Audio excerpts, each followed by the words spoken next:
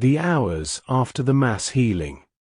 That evening, it remained restless, in and around Zebedee's house for a long time. Outside, there was a large group of joyful revelers whose physical healing gave them energy, and their personal testimonies were moving to hear. Inside, the excited apostles of Jesus were gathered. From a human standpoint, this evening was probably the pinnacle of their fame. Never before or after did their expectations reach such heights, and their mood was so euphoric. Jesus had told them only a few days ago that the hour had come for the kingdom to be proclaimed with power, and now this powerful miracle had happened, where hundreds of people had found healing. Expectations were suddenly high again, and they said to each other that this manifestation of healing power was just the beginning. Any remnants of doubt about Jesus' divinity were banished. They congratulated themselves, expecting to hold important positions in the kingdom. These men, women, and children who had been healed waited until late in the evening, hoping that Jesus would return so they could thank him. However, Jesus had withdrawn, and the apostles did not dare to disturb him. Jesus stayed away for a long time, and when he finally returned to their midst, it was late, and almost all the people had gone back to their homes. Jesus rejected the congratulations and honors, saying only, "Do not rejoice because my Father has the power to heal the body, but rejoice that he wants to save your soul. Let us now rest, for tomorrow we must work again for the Father." Again, the apostles went to bed disappointed, not understanding why their master behaved so distantly. Except for the twin brothers, the apostles did not sleep well that night.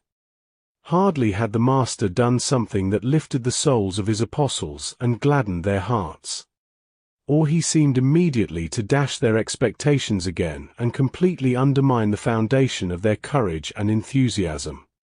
These rugged fishermen could not understand him. What did it all mean? Jesus also did not sleep that night. He realized that the world was full of physical suffering and overflowing with material difficulties. He understood that if he spent much time on caring for the sick, there would be little time left for his primary goal, establishing the spiritual kingdom in the hearts of people.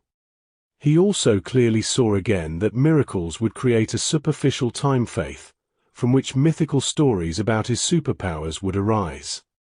These stories would overshadow the message of his gospel. Because of these and similar thoughts that occupied Jesus' mortal mind during that night, he got up early that Sunday morning and went alone to a quiet place to commune with his heavenly Father. What Jesus searched for in these secluded moments was heavenly wisdom, so that he would not allow his human compassion, combined with his divine mercy, to place a too great demand on him. When he was confronted with the suffering of mortals, Jesus was full aware of the short time he had left on earth. Now he searched for the divine wisdom to make the right choices between establishing the kingdom or relieving an individual life by an act of mercy, freeing it from physical ailment or material discomfort. Although he did not want to completely abandon helping the sick, he knew that the focus of his work had to be on spiritual teaching and religious training. Peter could not sleep that night either, so he woke James and John. When they noticed that Jesus was gone, they went to look for him. After searching for more than an hour, they found Jesus and asked him why he looked so troubled. Was he not pleased with the mighty outpouring of the Spirit of healing? Jesus then tried to explain to these three apostles what had happened and what the consequences might be. Calmly, Jesus spoke to these three devoted apostles for hours. He tried to make them aware of the cause and effect of what had taken place and explained the dangers associated with such manifestations. He attempted to make his personal companions understand the real reasons why the Father's kingdom could not be founded on the performance of miracles. But they could not yet understand his teaching. Meanwhile, it had become morning, and very early, a large group of sick and curious people gathered again at Zebedee's house. They loudly called for Jesus to see him. Andrew felt responsible but did not know where Jesus had gone. Along with a few other apostles, he went to look for Jesus, while he instructed Simon Zelotes to address the people. When Andrew found Jesus in the company of the other 3 apostles, he said, "Master, why do you leave us now? Never before have so many people come to receive your teaching." At this moment, Zebedee's house is surrounded by hundreds of people. Come quickly to help. When Jesus heard this, he replied, "Andrew, have I not taught you and the others that my work on earth is to reveal the Heavenly Father, and that my message is the proclamation of the kingdom of heaven? Why then do you want me to abandon my work to please the curious and satisfy those who seek signs and wonders?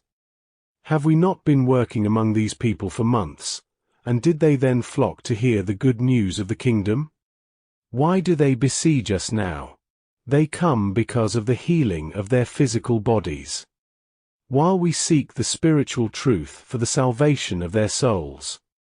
When people are attracted to us because of extraordinary manifestations, many of them do not come to seek truth and salvation but to be healed of their physical ailments and to be freed from their material difficulties.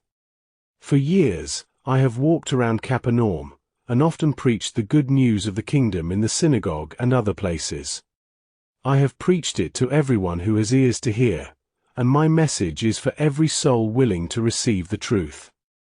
It is not my Father's will that I now return with you to serve these curious people and be taken up with providing help in temporary physical matters, which will displace our spiritual task. I have appointed you to preach the gospel and help the sick, but I must not be so taken up with healing that the revelation of my heavenly Father is neglected. No, Andrew, I will not go back with you. Go tell the people that they should believe in what we have taught them and rejoice in the freedom that lies hidden in sonship. And prepare yourselves to depart, for we are going to the other cities in Galilee, where the way is already paved for the glad tidings of the kingdom.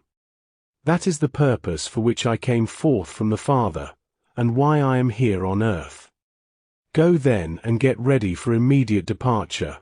I will wait here until you come to get me."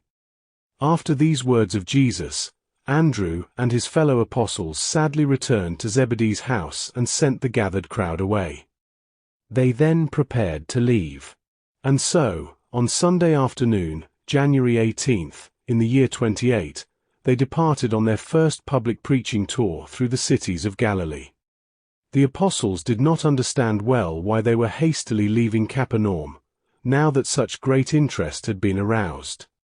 Peter calculated that 1,000 believers could have been baptized for the kingdom. Jesus listened patiently to them, but he did not agree to return. It remained quiet for a while, and then Thomas addressed his fellow apostles, saying, "Let us go. The Master has spoken. It does not matter that we cannot fully understand the mysteries of the kingdom of heaven, but we can be sure of one thing. We follow a teacher who seeks no glory for himself." Reluctantly, they continued to preach the good news in the cities of Galilee, but they did not visit Nazareth.